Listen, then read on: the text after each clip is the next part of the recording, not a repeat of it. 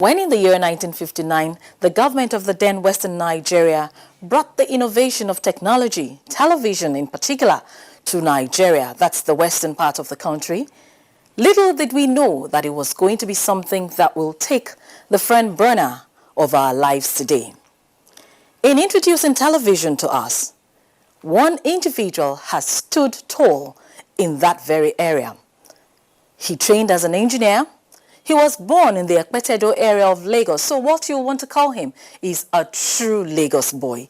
He was the very first Director General of the Nigerian Television Authority, having received proper grounding in television from outside the shores of Nigeria.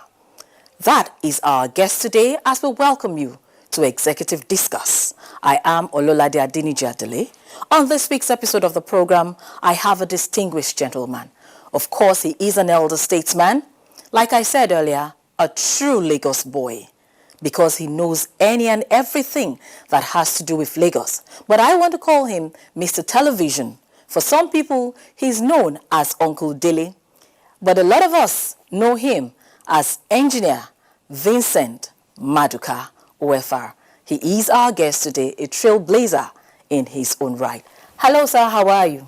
Very well, thank you. Good to have you here with us on the show. It's my pleasure too. Except that you're calling me an area boy. I did not call you an area boy. I just said you're a true Lagos boy. Okay. All right. All right.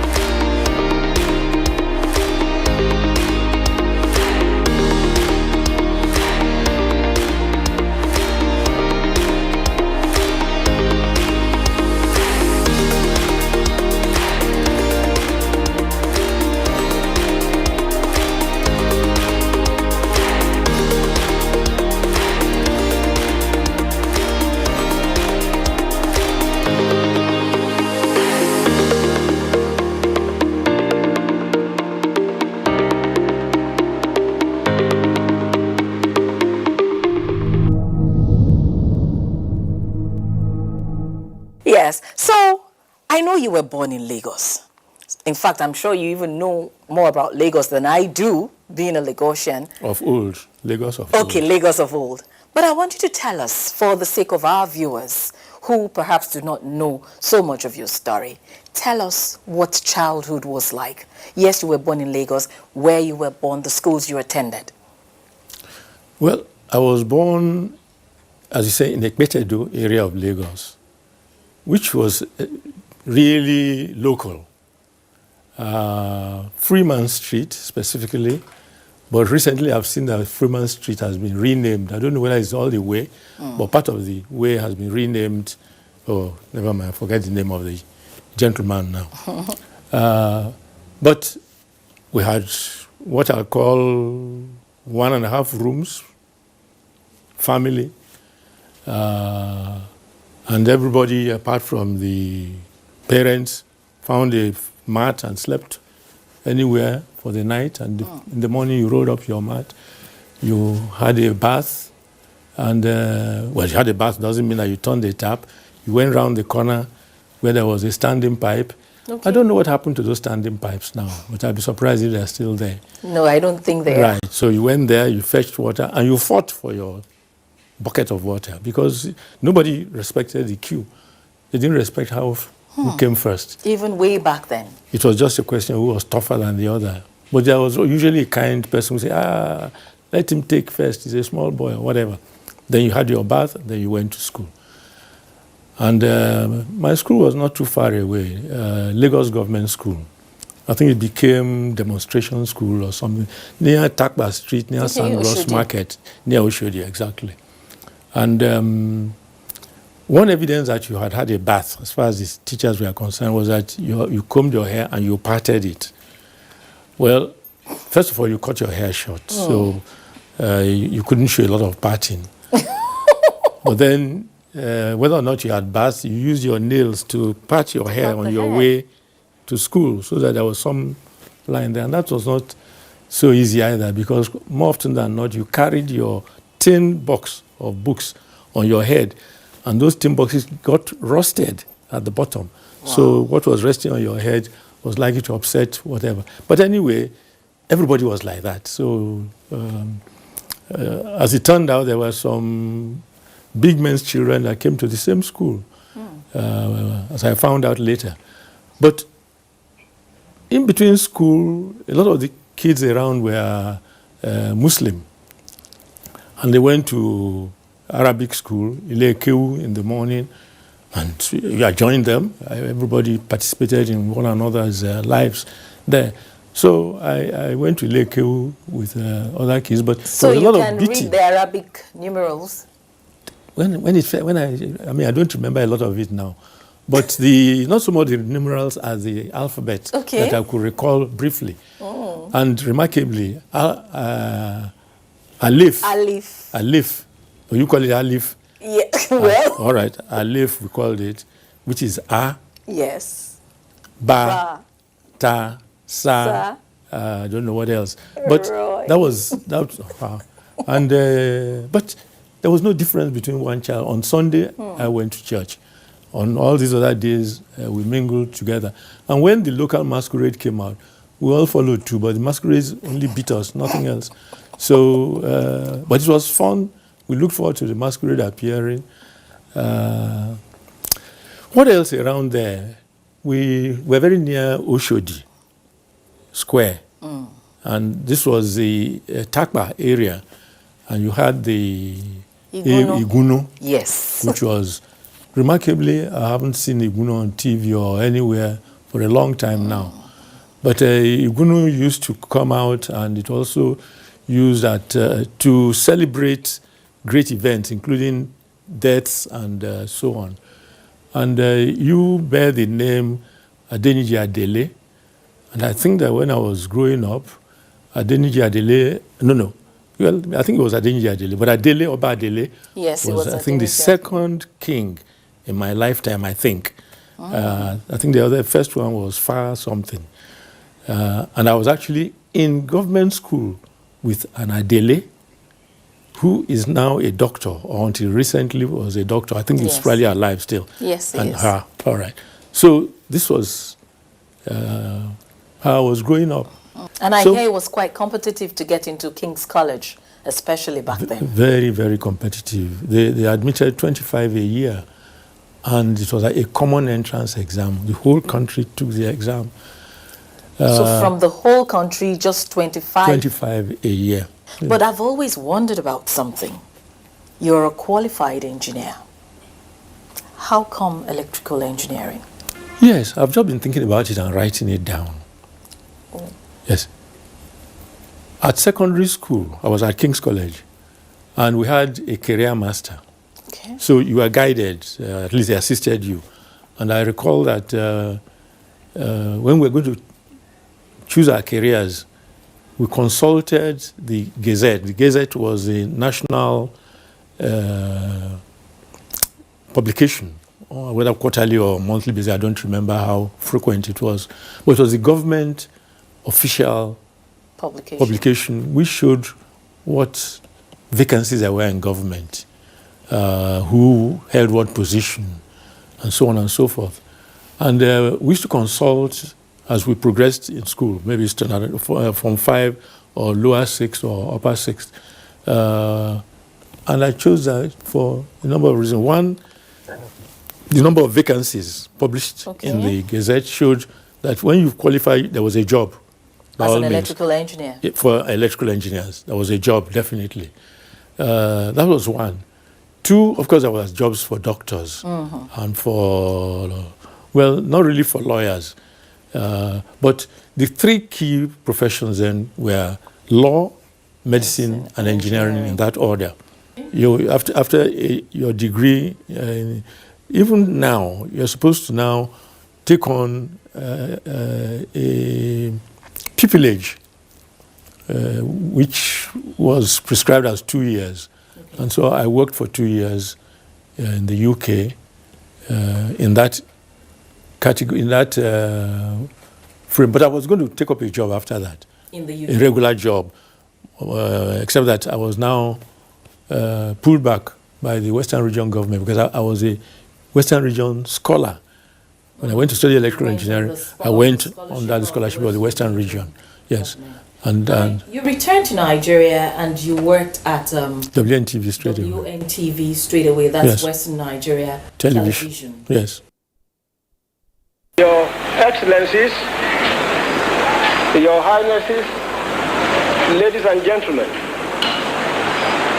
a few events in my life have given me so much pleasure as to come before you tonight to open formally the first television network in Africa. Western Nigeria Television is already being emulated by other parts of this country as well as in a number of other African states. I know that you will all gain much from this great medium of mass information and instruction.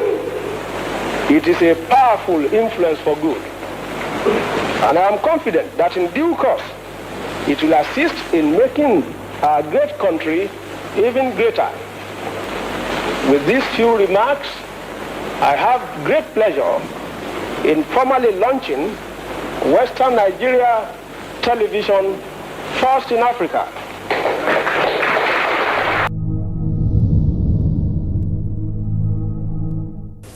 Tell us, what was the experience like then? Well, it had been going for 2 years when I got there. Yes. And all the key positions were held by Europeans. The chief executive, MD, was an expatriate from the UK. Actually, when I arrived there, they had what they call joint managing directors.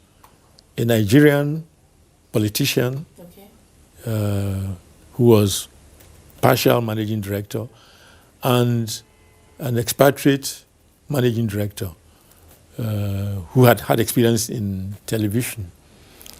Then we had a station manager, I think it was called or something, who was really the chief operating officer. Yeah, he coordinated all the goings on. And because I was a people engineer, I was considerably remote from what was going on. I was quite near the shop floor in my first few months. But I spent about 6 months in Ibadan, in the studios, getting the feel of television for the first time. Really, well, I had worked on television equipment in the factory. It was completely incidental. I didn't know I was going to go into television. This was a company, Marconi, that the Western Region government had actually gone into partnership in creating WNTV. And I worked there because I was interested in electronics, and they gave me a job beginning in 1959, June 59 or thereabouts. As soon as I graduated, I moved in there. And so when I got to WNTV, it was not entirely strange to me. The experience I was going to narrate is how I was made to climb the 250-foot tower and go and adjust some equipment there. Well, 250 feet high. This is mass, TV mass. Yes. Yes. And I remember telling expatriate engineer. I said, I'm sorry, I'm not going to climb that thing. It's not my business. You have aerial riggers, climbers, who are paid to climb. Yes, and they are paid on a footage basis. If they climb the short mast, they paid lower. It's a climbing allowance. There's a basic monthly pay. But for every climbing they did, they got an allowance. So why do you want me to allow? Yes, yes. But I think really, he wanted to put me down, let me know my proper place, one. And two was to get the feel of it. And I didn't want either. So he wanted you to climb a 250-foot mast. Yeah, he wanted me. I had to. Oh, you did? Well, I protested. He told me that orders were orders. So I did. I climbed them. And the thing is that the mast swings a bit at the top. Yeah, from here you don't know, but it swings. So when I got to the top, it was swinging. I said, well, people have been climbing this and coming down. I don't know if I will come down, but... wow. Yes, so it was an experience, yes. And the thing to do is to adjust some equipment there, microwave machines. But really, it was just pushing me, that's all. Because ordinarily, an aerial climber, aerial rigger goes up there and has a walkie-talkie. Okay. And you were downstairs as an engineer, and you were able to monitor the machine that he was adjusting up and there. you told him a little more, okay, stop there, go up there. All from down. You don't have to go up. So he goes up, he does that, and you are watching with a walkie-talkie from. But I think he just wanted me to experience. All right, I did it first time. But then he tried to push me a second time, and I refused flatly. I said, sorry. I wouldn't do this. This time I'm not going again. And of course, he went and marked me down. And I didn't get promoted. It was my promotion or my confirmation was delayed. But that's 1960. It's a long time. And all that is history now. And so, when the General Olusegun Obasanjo administration came and set up the NTA, with you being the very first Director General, how did that make you feel? What did you have? What were you bringing to the table? Well, the WNTV was a trailblazer, not only historically. It was supposed to be a business. It was supposed to be a commercial station. So the orientation we had at WNTV was a commercial one.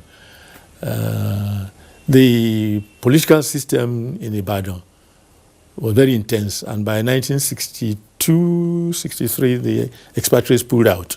The relationship between the government and the Rediffusion International broke down, and it became an entirely WNTV Nigerian affair. And I'm afraid it was really corrupted with politics. And we made little money. We had people threatened and sacked, and it was quite a rough time politically. Then, with the coup of 1966, we had a professional manager. Before then, they were all politicians or civil servants who came in to manage WNTV, just perfunctorily, really, nothing like a business. But under the professional manager, Oyeleye, Engineer Oyeleye, from 1966, the place was now run properly. And we were making money from radio. Radio was paying its way and subsidizing television. Television was more glamorous, but there were fewer viewers. Advertisers preferred radio because of the reach of radio. But progressively, television too was making money. And so when I came up to NTA as a DG in 1977, the law setting up NTA allowed NTA to make money. It said so, that you were free to operate commercially and make money. So we drew up a code like WNTV had, so many minutes of advertisement an hour maximum and so on. So there was the major orientation change as between NBC TV, because really we took up the NBC TV premises. They were federal, even though their reach was limited. NTA was federal, and so really the foundation for NTA, you might say, was NBC TV. And NBC TV did not take commercials seriously. Even radio did not take commercials seriously. And the example I give there is that when Radio Nigeria was going to advertise goods and services for, I don't know, maybe an hour or half an hour or whatever, they introduced it as, here is the commercial service of Radio Nigeria, which meant that it was a different service from regular service. At WNTV, there was one service, WNTV. It was a business thing. So, for instance, they didn't do what we call social diary on NBC TV. They didn't do religious-sponsored programs, for instance. They were very conservative. Fair, that's their own style. And my style from Ibadan was different. But Ibadan has set up ground rules. You needed some kind of exposure and discipline for you to move on beyond a certain level. And so we brought that to NTA. And because NTA was new, I mean, the various stations kept their staff. Okay. But those who then came into headquarters must meet a certain criteria. Minimum of university education. So that was one of the things. Then we set up codes. Okay. What a program should do and what it should not do. The news, how do you establish balance? Because even the law of NTA required balance and impartiality and forbade the station from expressing its own opinion or the opinions of its own staff or the opinions of the board members on controversial or industrial matters. They were written down. But the politicians came along and they say, if you don't do their bidding, which is unlawful, yes, then you are an agent of the opposition. Of the opposition. Yes, either you are taking money or you are loyal to them and disloyal to themselves. But anyway, these are the battles that you are fighting endlessly. And if you are not careful, they divert you from anything creative and contributory to the main business of the day. So for NTA, really, your background from WNTV prepared you for your role as First Director General of NTA. Now, you mentioned something about politicians here, and I want to bring you back. I know that the Shehu Shagari administration, for, well, reasons adduced being that NTA took a non-partisanship position back then, relieved you of your services at that time as Director General of NTA. What exactly happened there? I don't know. You don't know? I don't know. But really, I mean, you could see the air was thick with, we had, I call it hostility. We had a special advisor. He was special advisor to the president, to President Shagari, on information. So I view all those people these days with a lot of red eye. And so he came. I believe there was something about the party and himself and the president anyway, because there was no minister of information in 1979 when Shagari became president. No minister. And no board was set up for NTA or FRCN, as far as I recall. But there was a man called a sole administrator. Okay. So he was to run NTA, run FRCN without boards. Wow. So it was relating with the DGs, and certainly let me talk about myself on kind of day-to-day basis. Phone me, have you done that? Are you going to do that? If you are chairman, you could only take a decision within the confines of a board meeting. One. Two, board meetings are not even on a daily basis. right? So when you are, last night's news, it was pretty rough time, and I couldn't tell him to get off my back, but every encounter was war. He really was hostile to me, and I just kept my, as they say, my cool with him, because if the president did not appoint a board, did not appoint a minister, and as the special advisor, his special advisor, to be supervising the media within government, then clearly it means that the president is effectively trying to run the stations. So Adebanjo was his name. He might be the tool, but really it's the president's wish that he's doing. But I just couldn't agree with him, because, first of all, I don't think that he knew any more about running the TV station than I did. So it's not that I knew everything about it, but for him to effectively be instructing me on a day-to-day basis could only lead to clashes, and it was endless. Wow. I mean, I didn't know how it was going to end, but the truth of the matter was, the night I was told I was out, it was a sense of relief. It was that bad? Yes, it was very bad. It was very bad. So safe to say, NTA was expected to take sides with the government, good or bad? Totally, totally. I mean, the vice president sent for me, face to face. He said I should remove a GM from a station. Wow. I said, sorry, sir. What has he done? He said, what do you mean, what has he done? Oh. The DG, can't you remove him? I said, no, sir.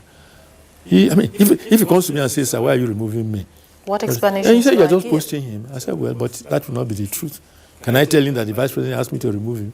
He said, what's his business in how I manage the NTA? So I said, well, you want me to remove him, but you don't want me to give your name? The whole thing. And he was my senior at school. I knew him personally, even before he became vice president. Even as an engineer, I used to work for him. He was an architect, and he sent me certain things to. So we knew each other on a personal basis, but this was. So he said, you must remove him. I said, I have to tell him why I'm removing him. And the story of why he was to be removed was a very petty one, you know. And he said to me, you are DG and you can't remove somebody? I said, sir, I am DG, but there are rules why people... Rules of engagement and disengagement. Yes. He said, but I didn't ask you to sack him. Just remove him from that station. That's all we want. All right. So after long argument, I said, okay. I called the gentleman. And in those days, we didn't have a good telephone system. But NTA had a radio system connecting NTA head office with every GM office in the country. We bought our system ourselves with a radio, and we had teleprinters, so I could send a memo to all the stations, and it would roll out on their teleprinter machines. So as soon as I was asked to remove this chap, I sent him I think I called him. Hey, my friend, what have you been up to? He said, well, because they had quarreled with them. He was expecting He was expecting trouble, yes. So I said, come. So he came, and we had dinner together that evening. We chatted what exactly, he told me his story. I said, okay, let's see. I lost the battle. I had to remove him. There was a GM in Ilorin who said, after he won election, he said that GM was supporting the other party against him. This town cannot contain the two of them. He has to go. Oh, yes. Then I talked to him. I said, can I come and see you? He said, no. So I told my chairman, who was very powerful at that time, this was before that board was dissolved and a sole administrator was appointed. This was Alhaji Joseph, very well-respected man from Daily Times. So we made an appointment to see that governor whenever he came to Lagos, because all the governors had liaison offices in Lagos. So Elijah Joseph and I went to see him in his office. Elijah Joseph, very cool, well-respected man, doesn't want to mess himself about. The man who greeted him nicely, Governor. Oh, then we brought this matter. He said, yes, yes. But Elijah, I will do anything for you, but this man must leave my town. Wow. Yes. So we had to remove the GM. When we left the place, Elijah just said to me, Dele, don't bring me to any of these governors again. Because so that was kind of battle. And so obviously from those days, political interference. It's not from those days. I mean, that was nothing relative to WNTV days. Oh. WNTV was bad. WNTV was bad. Between 1962 and 1966, WNTV was rough. Because the break in the politics of the Western region, there's nothing like that anywhere else. Because if you have two opposing parties, now that is understandable. But this was one party that split against itself. Yes, between Awolowo, a very powerful man, and his deputy, a very bright politician, Akintola. So everybody was hoping this would be mended, it would end, but it was getting worse and worse and worse. And all that was visited on WNTV. On the staff of WNTV. Oh, goodness. Oh, goodness. Yes. But General Buhari brought you back. Yes, in '84. So obviously he saw something in you. Well, he didn't know me. He didn't need to know you one-on-one. No, but he didn't read my file either. Yeah. How do you know that? Because he told me. They were watching TV on the night of the coup. And the man who was DG of NTA, relatively inexperienced. I would not appear on TV. No, ordinarily, you were barred from putting me on TV when I was DG. Yes. If I see myself on TV, I phoned, if it's the news or whoever, what the hell are you up to? Because there's a rule, you don't put me on TV. I have no business on TV. Yes. I have no business there. I'm a back room worker. So you're carrying the DG or you are making how important you are because you're on TV out. But he appeared on TV on the night of the coup and was saying something I don't remember. But this is what General Buhari himself told me. And one of the soldiers watching with Buhari and one of his friends, hey, that man, he has no business in NTA. They removed Mr. Maduka and put him there. You know you have to bring Mr. Maduka back. Wow. General Buhari told me that. Wow. Yes. He said he didn't know me. But when they said so, he said, okay, go and check out this Maduka himself anyway. Because we don't know whether he's a crook or whatever. Or not. So go and find out more about him. They checked me out and cleared me. And the coup usually is weekend. On Monday, I was to start work. I think Monday was a public holiday. So Tuesday I got a letter. In so 1985. that's how I came back, yes.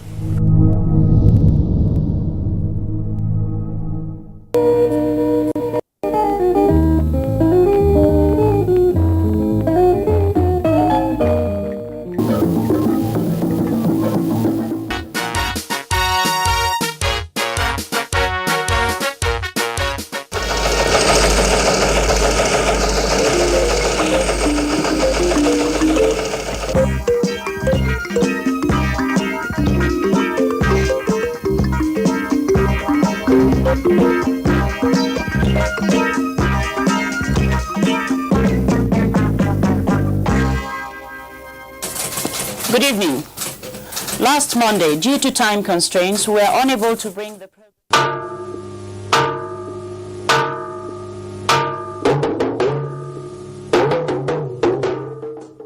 Yeah, the traffic never jams. Don't cost much to buy some yams. And the neighbors say hello. And we strive to pull you up from down below. You can even hear the sound of the cockroach. Many people are not aware that it was Engineer Maduka's whole concept of what was to be NTA's broadcasting line that gave birth to that kind of program. It was under his office as the Director General that they came up with the idea that rather than work with everyday, what they called perishable programs, the usual programs that everybody produced, NTA should invest heavily in unique programming, at least 2 or so every year, so that we stand head and shoulders above others and come up with quality programs.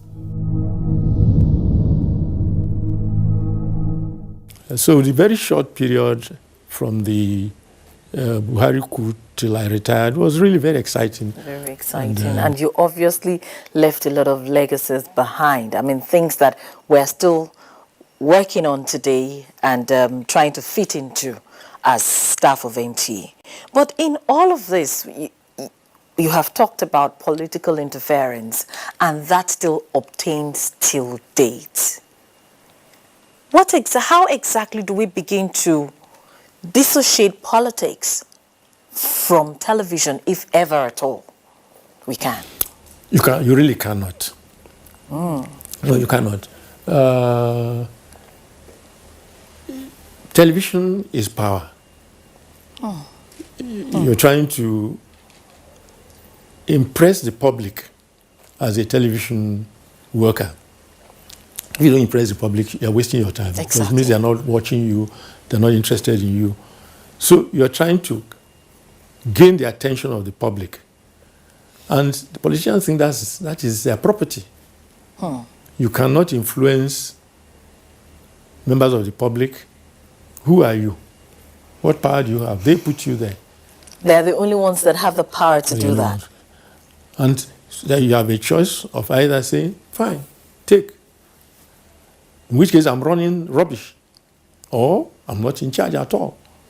Or you stand up to them, all right, you yield 40 and they take 60. Next time, maybe 50-50. Next time, then they wake up one and say, hey, wait, this man is taking too much. Then they throw you out. All right, are you ready to be thrown out? Yeah. I mean, maybe because I was an engineer. You have to be fair. I mean, if you throw me out, I'm not throwing me out of life. Exactly. I still have, I can have another job. Yes. So if I was a lawyer, you threw me out, I put on my gown and go to court on Monday morning or whatever. But if I'm a graduate in literature or you throw me out, yes. So you have to be fair to the people there. If you're a journalist, there are not so many TV stations. Who's going to hire you after that? Or maybe you're a writer, perhaps, in which case, who's going to buy your books? Having left NTA, the NTA you left behind, what it has become of today, how have we fared so far? If you talk about viewers, the opinion of 1, 2, 3 viewers is not how you have fared. Okay. It has to be a survey, and I think people poo-poo surveys. But because NTA is not a commercial station in the sense that it doesn't rely entirely on its commercial income to live, it can turn its back on numbers, on ratings. But a commercial station, advertisers come to you to the extent that there are viewers. Yes. The thing, of course, about commercial stations is that they can turn the other way around, and money becomes an end, and anything goes just for money. They may lose their principles, if you like, lose their virginity, whatever you call it, for money. That is the extreme case with commercial broadcasting. But in our world, it's still the meter, the gauge of your popularity. But popularity is not everything. I mean, the fact that the masses are following you doesn't mean you're a good person necessarily. But if you say this is our target, and we are getting there. We are hitting our target, and it's not bringing you advertisement. Perfect, you are doing well. You see, there is the argument, very light argument by what you call public service broadcasters. Oh, they're on the side of morality. They're on the side of the people. But have you asked the people? What exactly they want? Have you asked the people? And it doesn't mean that you give the people what they want, but halfway between what they want and what you think they should have.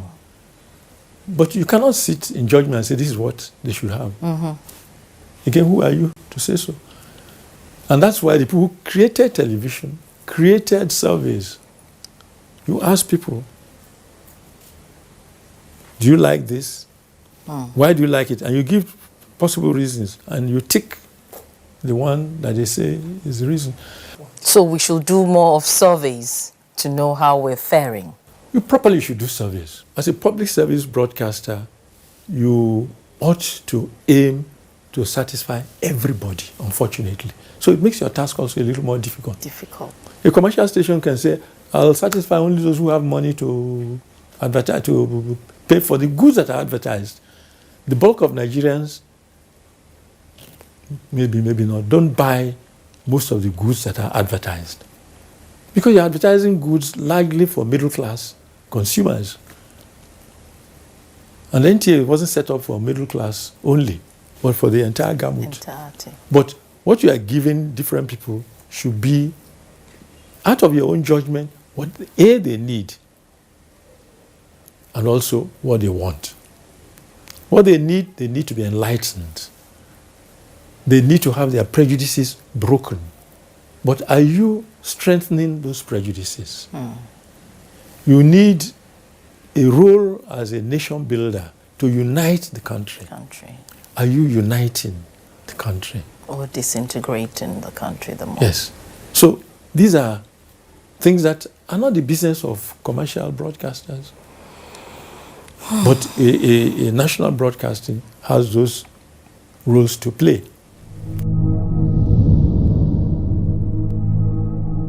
Engineer Vincent Maduka is married to an engineer. Yes. Tell us about this. Yes. Her classmate from Queen's School Ede was an engineering operator in WNTV. And her friend, who is my wife now, was a student at University of Ife in Ibadan, in those days, and introduced me to her friend who came to visit her or something. And I started dating her. And she was, at that time, studying physics, stroke applied physics. But in the course of dating, she had said that she really wanted to go and study engineering at Zaria. But her father would say, Zaria is too far. Anything to stop you from going that far. And so she settled for physics in Ife. She can tell her story better than me. So, but that's how we started to date. And then she went on to qualify as an engineer. As an engineer, yes, eventually. Yes, and we got married. Well, interesting. The program is still Executive Discuss, and I have been speaking with engineer Ifeanyi Chukwu. I'm sure he doesn't know I know that name. Ifeanyi Chukwu, Vincent Bamidele, more like Uncle Dele Maduka. Let's take a pause on the discussion here. Get to meet a few family members. I mean, he just spoke about his wife, how he met her, and they've been together ever since. Let's meet a few family members. Woo, to describe somebody you've been with for over 50 years, he's a good man, thorough, strict, and if you can say, he doesn't suffer fools. He's somebody who likes perfection. Not that he's perfect himself, none of us is perfect, but he likes things to be done in certain ways. It's been pretty exciting having him as a father. He's actually a very patient, very kind, loving man, to not just to us, his children, but also to his grandchildren. He has impacted us with valuing education, valuing knowledge, and generally he has taught us how important it is to be good citizens. I've always admired him and my mom together, the relationship they formed, not just personally, but even also professionally. They're both electrical engineers. My first degree was in electrical engineering, naturally. They directly impacted me with that. They never told me to do it, but I guess I admired them professionally so much that it was a natural projection for me. One of the things I really appreciate about my dad and my mom to a large extent is just their work ethic. They work very hard. My dad is somebody with very strong moral character. And he just wants to do the right thing. He's a man of integrity. And that might sound inane, like any girl would say that, or any woman would say that about her dad. But those who know my dad personally know that this is very true. He's just somebody with a lot of integrity, and I admire that. Yeah. In the course of your years, obviously, you've had a lot of interactions with people. You've made good friends. You've made friends of lifetimes. And I think at this point, it will be nice for us to get to talk to or meet some of those individuals with whom you share long-lasting bonds as friends. The program is still Executive Discuss. Let's get to meet a few of Engineer Vincent Maduka's friends. He embodies so many virtues and so many elements that are difficult to capture easily. Since his appointment, when he was appointed the Director General, Pioneer Director General of the NTA, he brought a unique freshness and outlook to many of us who had been operating at the state level, now coming to work at the network. And when many of us met him for the first time, he met with engineers, marketers, news people, programs. Each group that met with him came away very impressed with his knowledge and his common sense approach to most issues. In this world, there are great people and there are good people. And hardly do you find them merging in a person. But in Engineer Maduka, we have a truly great and a good person. He's a gentleman that enjoys a joke, even when he's at the butt of that joke. He enjoys it. And he relates with the young people. He relates, his friends cut across age gradients. And I learned that something to cultivate, because when you have friends who are much younger than you, it mitigates against loneliness in old age. I learned that from him. The word honest sometimes is becoming a cliche, but he's very dependable, he's very reliable, he's inspirational.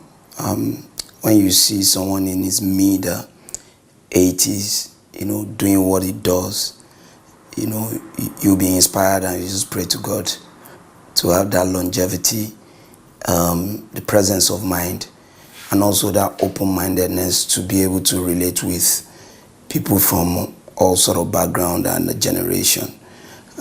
Something I missed out is the fact that he's a detribalized Nigerian.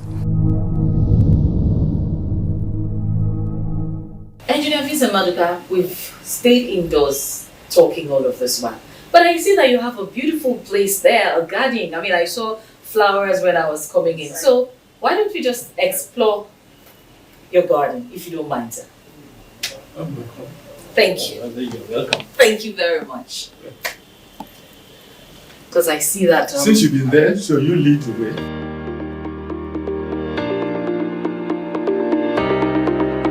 I see that, you have a lot of greenery around here, which is so rare to find, especially in a place like Lagos these days. Well, we have spare space. Yes, you do. You do. Careful, there are thorns. Yes, I saw thorns on roses. Yes. Yes. Okay. Unfortunately, they are not blooming now. So they are not. Okay, maybe you can sit down while I also take a seat here. All right. If you don't mind. No. I'm in your hands.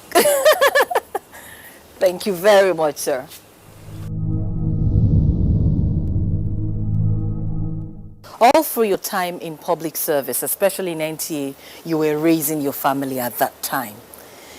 Your position as the Director General of NTA and all that you had to do, did it in any way impact your family, especially maybe negatively or even positively? How did it impact your family?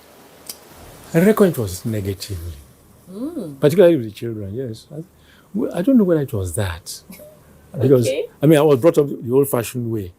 All I see now about taking your kids around and reading with them, and I only occasionally looked at their homework, but when they were going to take entrance exam, then I worked with them. You know, I really got involved. They had tests, we went through them together. But I find from what the books say and what the modern parents do, I must have failed completely because they spend so much time with their families. I didn't spend so much time. I don't know if that was for it, but just different. That you would have wished to spend more time with them. Well, now I know that it would have been a good thing. If I knew it was a good thing. You didn't know that then? No, I would have done it. TNT or whatever. You must find time for something you want to do. It's a question of knowing. What exactly you want. So now, I know that we're in the COVID era, but I also know that before the coronavirus pandemic came, you had a way of relaxing. What do you do in your leisure hour? How do you relax? Do you play sports? Because it will be nice to know how you relax. COVID or not? Relax. I don't know. I did plenty of TV watching. From one station to the other, foreign, local, and so on. I used to read pretty much. But do you love sports at all? And if you do, what form of sports? Not now. I did all kinds of competitive sports as a child. I was not a star, but first in my secondary school it was compulsory. You must do sports. Yes, that's King's College. And there were 3 seasons. There was the football season, which was also hockey. I played hockey. Okay. I'm fragile in nature. Football is heavyweight, and I don't have that. Hockey, I'm armed like you are armed. Yes. So if you hit me, I'll hit you. I'll hit you. But you didn't hit yes. hockey. Then the next season was a cricket season. Oh, that was one sport for which King's College was very popular. Yes, and it was a strange game in Nigeria. And then the third one was athletics. But because sports was compulsory, you had to take part, but I was not a star I played for the school in hockey, school 11 in cricket, but in athletics, nothing. Nothing. But you had to take part. So I did hop, step, and jump very badly. I did hurdles very badly. And then I played squash. I played some squash. Even after school at WNTV Ibadan, I played a fair amount of squash. Because there was a squash court near my residence. And we all went there and played squash. In Lagos here, I have not played much squash. I did a little, I think, at Koyi Club. Okay. I even got a golf kit, tried to play golf, but I got so exasperated. As I tell people, I played tennis, which was a moving ball, a little tennis, and I hit it. I played hockey, it was a fast-moving ball. I hit it. Cricket, threw a ball at me, I hit it. You hit. Golf, put a ball down, it's not moving, and I can't hit it. And I can't hit it, so naturally. I tried, sometimes I would hit it, sometimes I gave up. I had my golf kit there. Wow. So that was a real crash out. That was. Yes. But, so you don't play sports at all anymore? No, but for exercise, I might ride a fixed bicycle these days. Okay. With COVID, I try and do it every day. 20 minutes and I'm tired, but... At least to keep the limbs moving. Yes. Thank you very much, sir. Thank you for being a part of this show.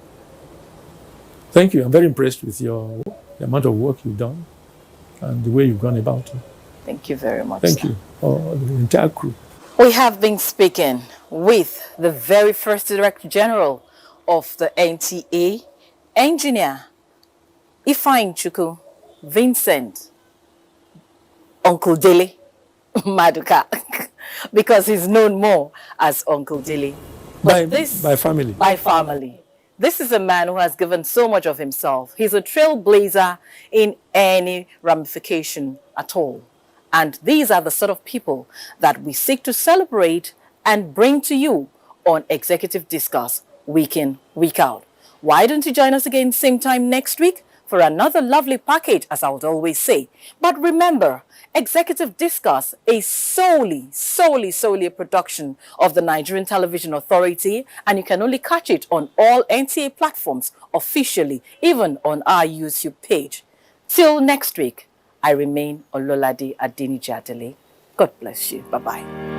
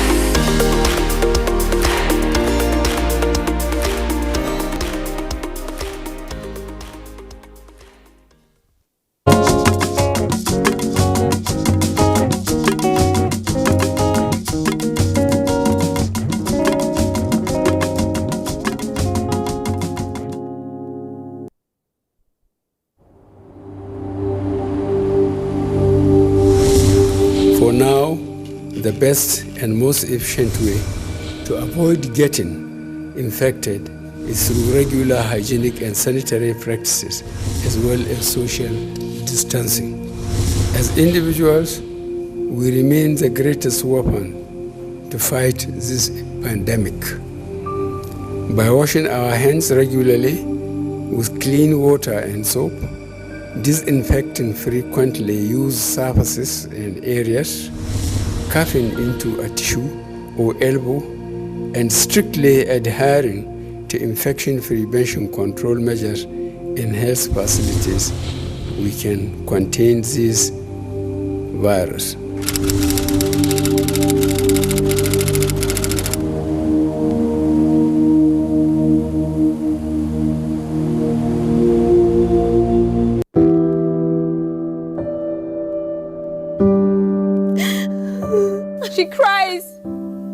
She cries in anguish and in pain. She bears the scourge of her grief. She toils in vain for justice and succumbs to silence. He gloats over his malady. Like a beast, he pounces with no remorse. Her cry means nothing. Her pain feeds her shame. Like an orphan, she's left to grieve in solitude. But no more will she cry in vain. Her adversaries will henceforth bear the brunt of their cruelty.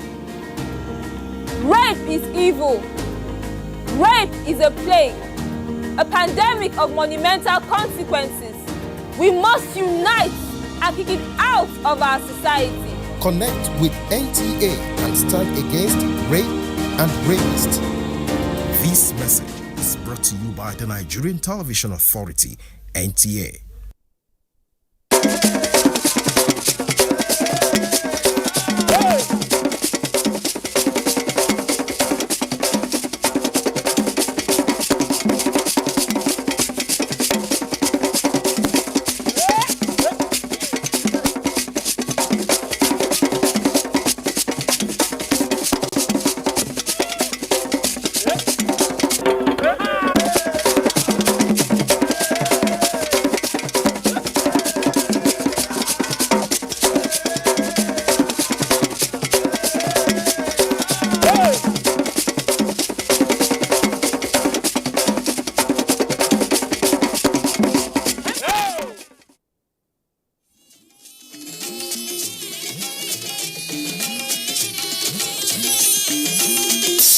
This is the network service of the NTA.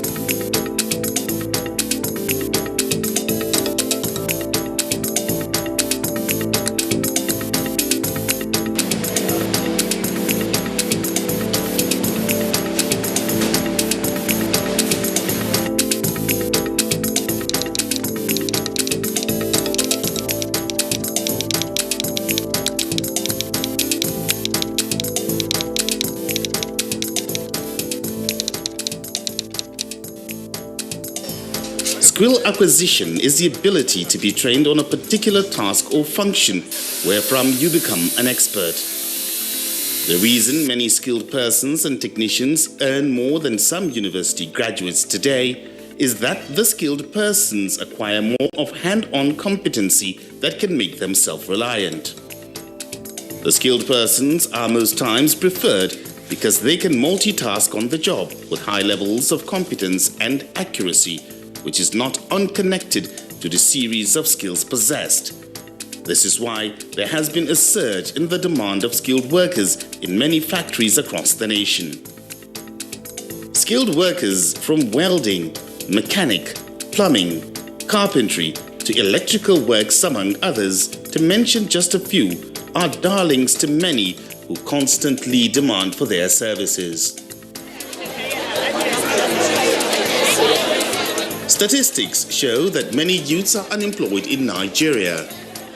Much more, according to records, are unemployable. This is unequivocally so because majority of them lack the requisite skills to either depend on themselves or are unsuitable for any vacancy that may arise in most establishments in Nigeria. Since 2010, the National Board for Technical Education, NBTE, has, in collaboration with other government agencies and some members of the private sector, been working assiduously to change the narrative.